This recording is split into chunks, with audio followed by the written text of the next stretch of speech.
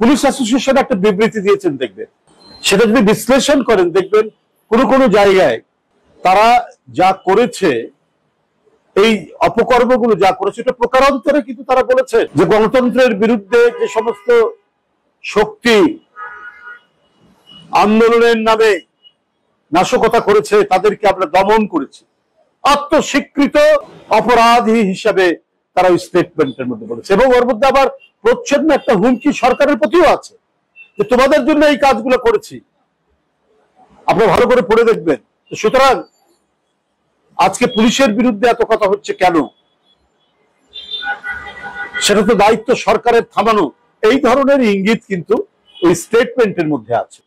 আন্দোলনকামী রাজনৈতিক দলের নেতাকর্মীকে রক্তাক্ত পন্থায় দমন করেছে, এর পুরস্কার স্বরূপ তারা যা ইচ্ছা তাই মনে করেছে, তাই করেছে তারা। যে প্রশাসনের ব্যক্তিরা শুধুমাত্র শেখ হাসিনাকে অবৈধভাবে ক্ষমতায় রাখার জন্য ওরা পুরস্কার স্বরূপ যা ইচ্ছা তাই মনে করে। রাজস্ব কর্মকর্তার ছেলে 15 লাখ টাকা দিয়ে ছাগল কিনবে না তো কি কিনবে? সে এক মন্ত্রীর পিএস ছিল, তারপরে সে যত গুরুত্বপূর্ণ তার এই পদে যত গুরুত্বপূর্ণ পদ দরকার তিনি পেয়েছেন, তিনি সেগুলো ব্যবহার করেছেন। প্রথম স্ত্রীর নামে বিশাল ডুপ্লেক্স, এক জেলায় আরেক জেলায় আরেক স্ত্রীর নামে অনেক সম্পত্তি।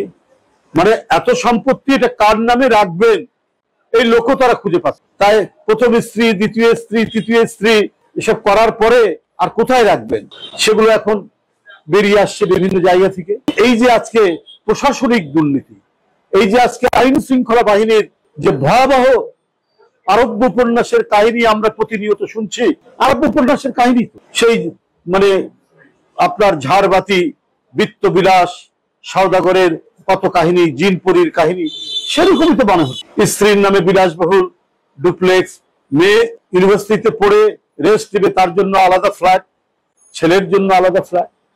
আপনারা মধ্যবিত্ত মানুষ, শিক্ষিত লোক, বিশ্ববিদ্যালয় থেকে লেখাপড়া করেছেন, অথচ সামান্য আয়ে কিভাবে হিমশিম খেতে হচ্ছে আপনাদের জীবন। আর ওরা অবৈধ কাজ করে অপরাধ, অবৈধ শুধু না অপরাধ করেছে।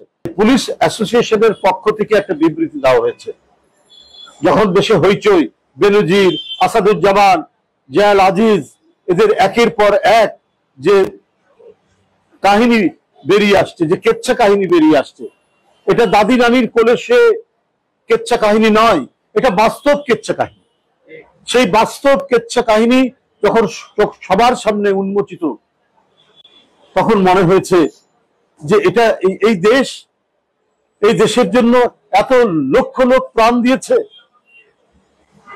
এত মা বোন নির্যাতিত হয়েছে, বেনজিরদের জন্য, আসাদুজ্জামানদের জন্য, আওয়ামী লীগের এমপিদের জন্য, যাদের $250 মিলিয়ন সম্পত্তি পাওয়া যায় ইংল্যান্ডে, একজন মন্ত্রীর ছেলের সবচাইতে বিলাসবহুল অ্যাপার্টমেন্ট ম্যানহাটনে, যেখানে আমেরিকার বিলিয়নিয়াররা হিমশিম খেয়ে যায়। এগুলো তো সংবাদপত্রের পাতায় উঠে এসেছে। এখন আমরা দেখতে পাচ্ছি